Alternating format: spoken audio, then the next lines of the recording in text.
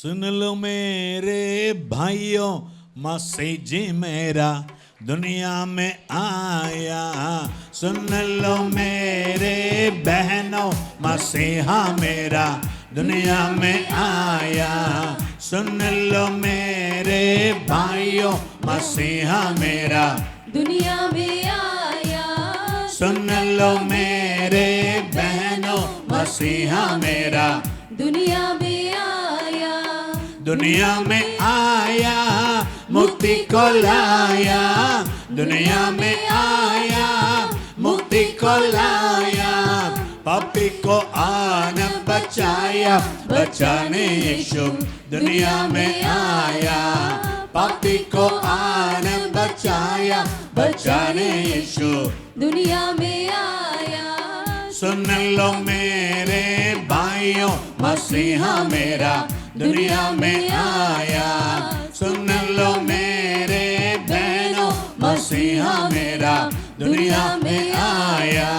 स्वर्गीय पिता का एकलौता बेटा, स्वर्गीय पिता का एकलौता बेटा, मनुष्य का पुत्र कहलाया, कहलाने यीशु दुनिया में आया। मनुष्य का पुत्र कहलाया, कहलाने यीशु दुनिया में आया।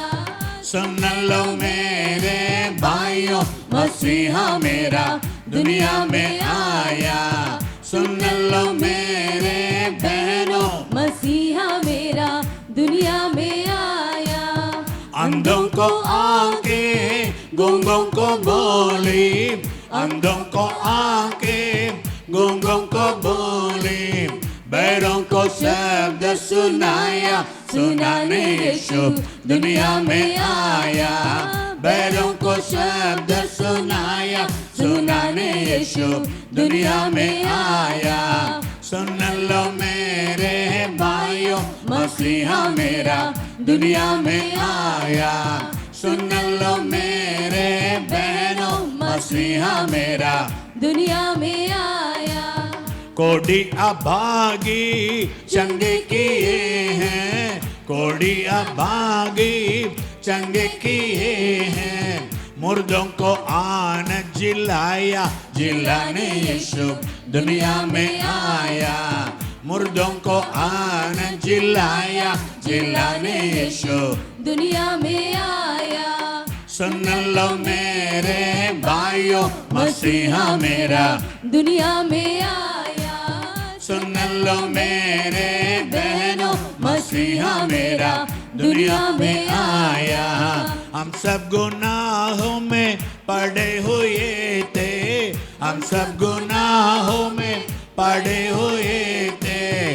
अद्भुत प्रेम दिखाया, दिखाने यीशु दुनिया में आया। अद्भुत प्रेम दिखाया, दिखाने यीशु दुनिया में आया। सुन लो मेरे भाइयों, मसीहा मेरा दुनिया में आया। सुन लो मेरे बहनों, मसीहा मेरा दुनिया में आया। दुनिया की खातिर क्रूस पर चढ़कर, दुनिया की खातिर क्रूस पर चढ़कर अपना रक्त बहाया, बहाने यीशु दुनिया में आया। अपना रक्त बहाया, बहाने यीशु दुनिया में आया।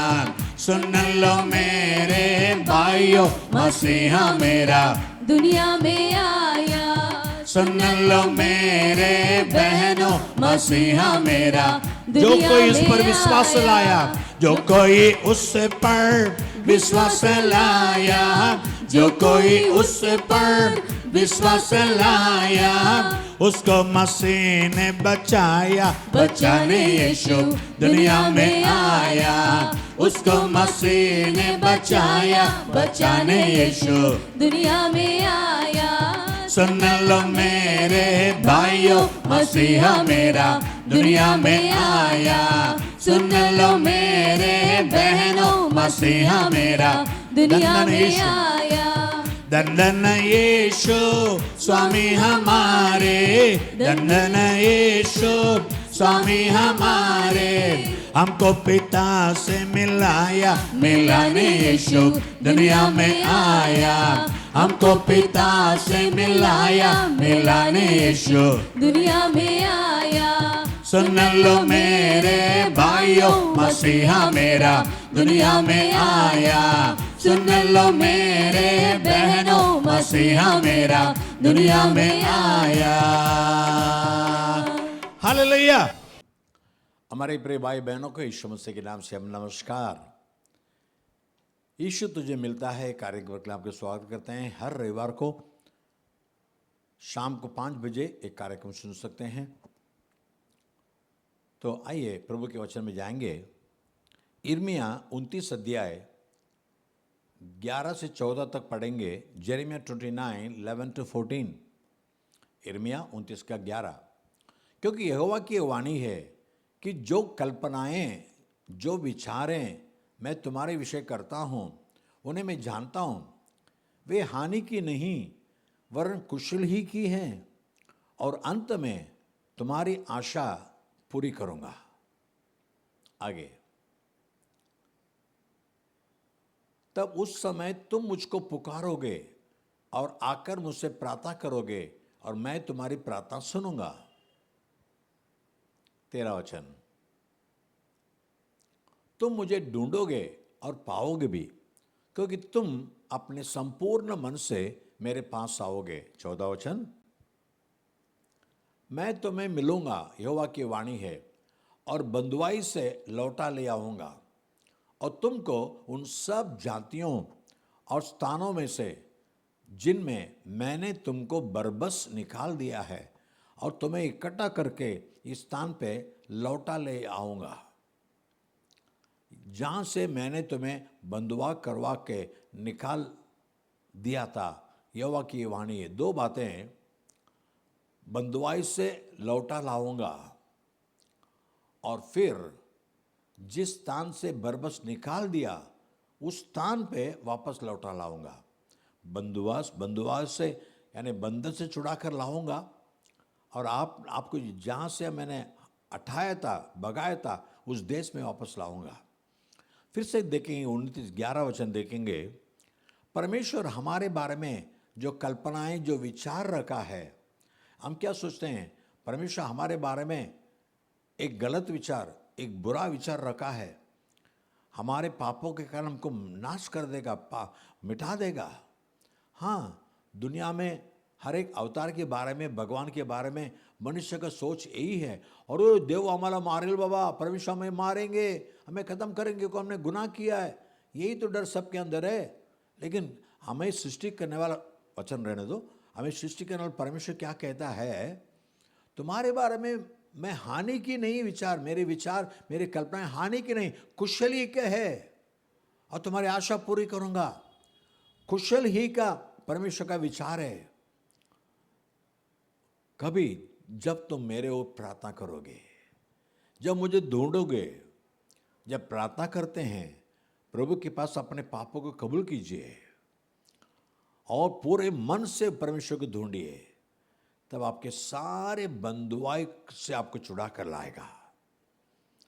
और दूसरा, जिस देश से परमेश्वर आपको बरबस निकाल दिया, मैंने आपके जीवन में जो खोया है वो भी मिल जाएगा। आपके जीवन की बंधुआई माने, जेल में रहने वाले की हालत क्या रहती है? जेल के अंदर जाते समय आपके जेब में एक दमड़ी भी नहीं रहता, सब निकाल लेते हैं, सब निकाल लेते हैं।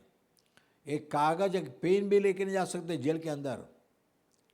पूरे कपड़े उतार कर चेक करते हैं, कुछ रखा है अंदर, हथियार का चेक करते हैं, लेकिन साथ में बोलते हैं एक भी पैसा अंदर जा नहीं सकता। ये खाने की चीज नहीं, खाली आया खाली आ जाना, नंगा आना नंगा जाना, वैसी वही है। कपड़े पहन के भेजेंगे आपको, एक कपड़े एक भी नहीं रहेगा। वैसे सब कुछ खो जाना, वही तो बंधुआई की जीवन है। या तो सब कुछ लूटा जाना। ऐसे हालात में गए थे, वहाँ से मैं वापस लाऊंगा। लेकिन जेल से अब छुटकारा का भाग आएंगे ना, आपका जितना बरामद किया सब आपको वापस दिया जाएगा। ये जेल का कानून है। जो जेल में गए उनको पता है, सब वापस मिलेगा। वैसे परमेश्वर बंधुआई से वापस लाऊंगा। और जिस घर से शायद पुलिस या कोई आपको खींच कर बाहर लेकर लाया और आपके घर में ताला मार दिया, वही घर पे आप वापस जा सकते हैं, क्योंकि आप बेकसूर ऐसे फैसला को सुनाया गया, आपने खोया हुआ सब कुछ पाएंगे। वैसे परमेश्वर का कानून यही है, एक भलाई का कानून। जब परमेश्वर हमारे बारे में भलाई का सोचता है, हमारे जीवन में भलाई होगा। हमारा परमेश्वर हानि का सोचता नहीं। 2000 साल के पहले खुदावन परमेश्वर इस दुनिया में मनुष्य बनकर आया, मनुष्य के रूप में आया, आकर सारे मनुष्यों के पापों को अपने देह में लिए हुए कलवरी क्रूस में गया। हम सारे पापों को हम मिटा दिया। पहला तिमोथी 1:15 कहती है, 1 तिमोथी 1:15, पापियों को उद्धार करने के लिए मसीह यीशु जगत में आया। ये बात सच है और हर प्रकार से मानने के योग्य है। क्यों? इसे विश्वास करने वाले के जीवन में पाप से छुटकारा मिली है। ये सच बात है, ये झूठा नहीं है, अफवाह नहीं है, सच बात है। और मान सकते हैं, हर बार मान कर देखो, आप आपके जीवन में आजमा कर देखो।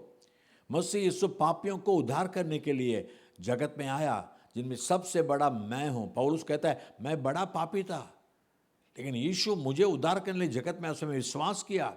उसके बाद मेरे पापों को कबूल किया, उसने मेरे पापों से छुड़ाया, मेरे पापों को क्षमा किया। पहला यूहन्ना 1:9 कहती है, 1 John 1:9, पहला यूहन्ना 1:9 भी देखते हैं। अगर हम हमारे अपराध को मानकर, पापों को मान ले, तो परमेश्वर हमारे पापों को क्षमा करने और हमें सब अधर्म से शुद्ध करने में विश्वास योग्य और धर्मी है। परमेश्वर विश्वास योग्य है, उस पर भरोसा कर सकते हैं। हमारे पापों को क्षमा भी करेगा और सारे अधर्म से शुद्ध करता है। तो अधर्मों को क्षमा करता है, सारे रोगों को चंगा करता है। तो अधर्मों को क्षमा करता है, सारे रोगों को चंगा करता है।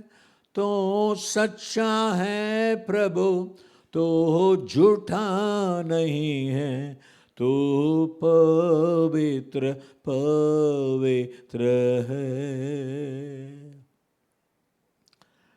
एक बात बाइबल में देखेंगे, उत्पत्ति 6 अध्याय उसका 5 और 6 में देखते हैं। जेनेसिस 6:5, यहोवा ने देखा, परमेश्वर ने देखा कि मनुष्य की बुराई पृथ्वी पर बढ़ गई है और उनके मन के विचार में जो कुछ उत्पन्न होता है, जो निरंतर बुराई होता है। और 7 वचन में, वर्स 7 में, तब परमेश्वर यहोवा परमेश्वर ने सोचा कि मैं मनुष्य को जिसकी मैंने सृष्टि की है पृथ्वी के ऊपर से मिटा दूंगा। क्या मनुष्य, क्या पशु, क्या रेंगने वाले जंतु, क्या आकाश के पक्षी, सबको मिटा दूंगा, क्योंकि मैं उनके बनाने से पछताता हूं। मनुष्य को क्यों मैंने बनाया, क्यों सृष्टि किया, मैं पछता रहा हूं। सबको बरबस बर्बाद कर दूंगा।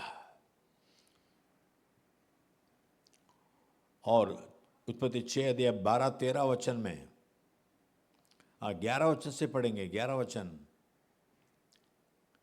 उस समय पृथ्वी परमेश्वर की दृष्टि में बिगड़ गई थी और उपद्रव से भर गई थी। अगला वचन, परमेश्वर ने पृथ्वी पर जो दृष्टि की तो क्या देखा, पृथ्वी बिगड़ी हुई है, क्योंकि सब प्राणियों ने पृथ्वी पर अपनी अपनी चाल चलन बिगाड़ ली थी।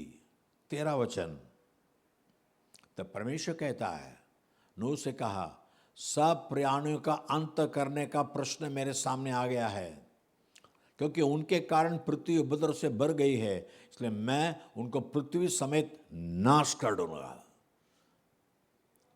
सारे पृथ्वी मैं नाश करूंगा। लेकिन 14 वचन में परमेश्वर कहता है, नोआ तू मेरे सामने धर्मित आना, 2 गोपे वृत्त की लकड़ी का एक जहाज बना ले, उसमें कोठरियां बनाना और भीतर बाहर उस पर राल लगाना। और 7 अध्याय 7:1 में परमेश्वर कहता है, जेनेसिस 7:1, यहोवा ने उसे कहा, तो अपने सारे घराने समेत जहाज में जा, क्योंकि मैंने इस समय के लोगों में से केवल तुझी को अपनी दृष्टि में धर्मी देखा है। सारे जगत में तू धर्मी है तो तेरे परिवार बचाया जाएगा। तू जहाज में चला जा, और मैंने बनाए सारे प्राणियों में, सारे जीवन जंतु में एक एक जोड़ी, और शुद्ध प्राणी में 7 जोड़ी तेरे साथ जहाज में ले ले। सब अंदर चले गए। फिर परमेश्वर कहता है 40 दिन रात मैं बारिश को बरसाऊंगा और सारी पृथ्वी के साथ सारे लोगों को नाश कर दूंगा। वैसे ही हुआ। 40 दिन रात हुआ, रात बारिश हुआ। पृथ्वी के बड़े बड़े पर्वत तक पानी में डूब गया। इतना पानी भर गया। उत्पत्ति 7 अध्याय 17 वचन में, जेनेसिस 7, 17, 18, पृथ्वी पर 40 दिन तक प्रलय होता रहा। पानी बहुत बढ़ता ही गया, जिससे जहाज ऊपर को उठने लगा और वह पृथ्वी पर से ऊंचा उड़ गया। अगला वचन, जल बढ़ते बढ़ते पृथ्वी पर बहुत ही बढ़ गया और जहाज जल के ऊपर ऊपर तैरता रहा। और 19 वचन में देखते हैं, इतना ज्यादा जल पृथ्वी पर अत्यंत बढ़ गया, यहां तक कि सारी धरती पर जितने बड़े बड़े पहाड़ थे सब डूब गए। और 21 वचन पर, क्या पक्षी, क्या घरेलू पशु, क्या वनेले पशु और पृथ्वी पर सब चलने वाले प्राणी, जितने जंतु पृथ्वी में बहुत सारे से भर गए थे, वे सब मनुष्य मर गए। परमेश्वर का गुस्सा ठंडा नहीं हुआ। अभी बारिश रुक गई, लेकिन बाढ़, पूरी दुनिया में बाढ़, पानी भरा हुआ है। लेकिन 8 अध्याय पहला वचन में, जेनेसिस 8:1, 8 अध्याय पहले वचन में वचन कहती है, और परमेश्वर ने नूह की और जितने वनेले पशु, घरेलू पशु उनके संग जहाज में थे, उन सबों को सुधि ली। परमेश्वर ने याद किया, अरे बाप रे, जहाज के अंदर इतने लोग हैं, मैं पृथ्वी को तो नाश कर दिया, लेकिन मेरे धर्मी नोआ, उसके परिवार, सारे पृथ्वी के सारे जन है ना। फिर परमेश्वर ने पृथ्वी पर पवन बहाई और जल घटने लगा। हाँ, परमेश्वर याद किया तो एक पवन, एक ठंडे हवा परमेश्वर ने भेजा। वह हवा के कारण धीमे धीमे पानी कमी हुई और आखिर में ऐसा हुआ, पूरा पानी सूख गया। फिर नोआ को परमेश्वर नया पृथ्वी में लाया। और 9 अध्याय उत्पत्ति 9:1 में कहता है, जेनेसिस 9:1, तुम फलो और बढ़ो और पृथ्वी पर जाओ, आशीष किया। जो परमेश्वर के मन में था कि सबके सबको नाश करना है। अभी परमेश्वर मन में क्या कहता है जाने? जो परमेश्वर ने कहा सारे पृथ्वी के लोग पापी हो गए, सबको मैं नाश कर दूंगा। अभी परमेश्वर नूह को याद करके और वाचा नूह के साथ एक बचाने का, सारी पृथ्वी में ऐसे प्रलय कभी नहीं होगा, ऐसे परमेश्वर ने नूह के साथ वाचा बांधा। उसके बाद प्रभु कहता है उत्पत्ति 8:21 में, 8:21, 8:21, जब नोवा ने परमेश्वर के लिए एक सुगंध बलि चढ़ाया, यहोवा ने सुखदायक सुगंध पाकर सोचा कि मनुष्य के कारण मैं फिर कभी भूमि को शाप न दूंगा। यदि भी मनुष्य के मन में बचपन से जो कुछ उत्पन्न होता है वो तो बुराई होता है, तो भी जैसा मैंने सब जीवों को अब मारा है वैसा उनको फिर कभी ना मारूंगा। उसका आदत ही वैसा है, बचपन से झूठ बोलना, दूसरों को मारना, ये स्वभाव तो हमारे खून में पैदा हुआ है। तो कितने बार मारेंगे इनको, जाने दो। इसके आवे ऐसा पूरे पृथ्वी को, अब देखो जगह जगह में बाढ़ आती है, बारिश आती है, लेकिन सारे पृथ्वी पर एक साथ बारिश आएगी, सब बाढ़ में चला जाएंगे, बाढ़ के साथ बाढ़ में। लेकिन परमेश्वर का सोच हमारे पृथ्वी के बारे में अच्छा है, इसलिए कितने पाप पृथ्वी में बढ़ गया, फिर भी सारे पृथ्वी को नाश नहीं करता। यहाँ वहाँ परमेश्वर चेतावनी देने के लिए, यहाँ वहाँ भूकंप आता है, बारिश आती है, बाढ़ आती है, ताकि लोग समझ जाए, सुधर जाए कि सृष्टिकर्ता परमेश्वर को गुस्सा दिलाने से क्या होगा। अगर ऐसी बात है तो पाप के ऊपर पाप करते रहेंगे। जो आपको सही मार्ग दिखाते हैं उनको भी मारते हैं, बदनाम करते हैं। क्या इसका न्याय नहीं होगा? जब हमारे देश में कोर्ट में अन्याय के लिए न्याय होती है कि परमेश्वर का उस कोर्ट में न्याय नहीं होगा, एक दिन न्याय जरूर होगा। भले आप बुला करो भला करो, ये सबका न्याय जरूर होगा, न्याय चुकाएगा परमेश्वर। बाइबल कहती है सभी परमेश्वर के सिंहासन के में सामने खड़ा होगा, तब उसके सामने किताबें खोली जाएगी। यादी की किताब में लिखा है तुमने क्या बुराई क्या भलाई किया, और जीवन के किताब में एक नाम लिखा है जो यीशु मसीह के पास अपने पापों को कबूल कर कर पाप क्षमा पाकर उद्धार के निश्चय पाए, उनका नाम जीवन के किताब में रहता है। जिनका नाम जीवन के किताब में, वो भी मेमना यीशु मसीह जो आपके पापों के लिए मारा गया, वो मेमना यीशु मसीह की किताब में, जीवन के किताब में जिनका नाम रहेगा वही अनंत काल के जीवन में जाएंगे, स्वर्ग में जाएंगे। बाकी लोग, बाइबल कहते हैं, मैं नहीं कहता, अग्नि और गंधक से भरा हुआ उस आग के दरिया में फेंके जाएंगे। हाँ, न्याय तो जरूर होगा ना प्रिय भाइयों बहनों। परमेश्वर न्याय भी बता रहा है, बचने का रास्ता बता रहा है। एक ही रास्ता, एक ही परमेश्वर तुम्हारे मेरे पापों के लिए अपना जान कुर्बान किया, हमारे पापों के लिए अपना लहू बगाया। वही प्रभु यीशु तीसरा दिन मौत को जीत कर जिंदा उठा, अभी भी स्वर्ग में है। आपके लिए मेरे लिए पिता से मांग रहा है, ये बेटे को क्षमा करो क्षमा करो, इसलिए हम अभी तक जिंदे हैं। हमारा देश अच्छा है। देश में कोविड आते समय सबका जान में जान चला गया था ना, फिर भी आएंगे और कई मरी आएंगे, महामारी आएंगे। ये सब परमेश्वर क्यों ताड़ना देता है? बच्चे को मारते हैं क्यों? सुधारने के लिए। वैसे परमेश्वर भी करता है, सुधर जाओ, अपने पापों को कबूल करो, तो आपको परमेश्वर नीतिमान ठहराएगा, आपको बचाएगा, आपके कारण आपके परिवार बचा जाएंगे। प्रभु यीशु पर विश्वास करो तो और तेरा घराना उद्धार पाएगा, यही विश्वास है। और मरने के बाद आनंद काल का जीवन है, क्या उसके लिए आप तैयार है? यीशु को वहाँ मिलने वाले हम, जो यीशु उतर कर आया, हमारे जीवन दिया, वही यीशु हमें अपने साथ ले जाएगा स्वर्ग में। कितना महान अनुभव है, कितना मनोरम्य अनुभव है। ये अनुभव आपको नहीं मिलना है? आज यीशु के पास अपने पापों को कबूल कीजिए, आपका जीवन बदलेगा। परमेश्वर आपके बारे में अच्छी सोच रखा है, बुराई का नहीं है। बेटा सुधर जा तो सुखी रहेगा। प्रार्थना करेंगे। प्यारे पिता परमेश्वर, धन्यवाद प्रभु, हमारे बारे में तेरे जो विचारें हैं वो भलाई के लिए हैं, हमारी हानि के लिए नहीं है। तो कहता है पापी भी सुधर जाए, उसका मौत मैं नहीं चाहता। आज भी प्रभु यीशु मेरे पापों के लिए तो मारा गया, लहू बगाया, मैं विश्वास करता हूँ। मेरे पापों को क्षमा कर, कहने वालों को जीवन के पापों को क्षमा कर, उनके मन में पाप का निश्चय दे दे, एक शांति समाधान दे दे। और प्रभु यीशु मसीह के अंदर जो खुशी मिलती है वो खुशी से भर दे प्रभु। उनके परिवार को तेरे उद्धार से भर दे, पूरे परिवार में तेरा उद्धार का सामर्थ्य आने दे प्रभु। और यीशु के नाम से जो भी आशीष मांगते हैं सारे आशीष मिलने दे। यीशु के नाम से हर बीमारी चंगा होने दे। हर एक परिवार के अंदर दुनिया में आकर हर मनुष्य को प्रकाश करने वाला सच्चा ज्योति यीशु मसीह हर एक के घर में तेरे प्रकाश ला दे प्रभु। घर के सारे अंधियार निकल जाने दे, अंधियारे के काम निकल जाने दे, अंधियारे का अशुद्ध आत्मा निकल जाने दे।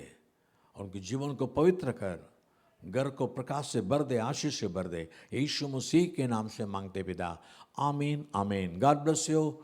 अगले रविवार को शाम को 5 बजे फिर मिलेंगे। तब तक के लिए खुदा हाफिज। आमीन।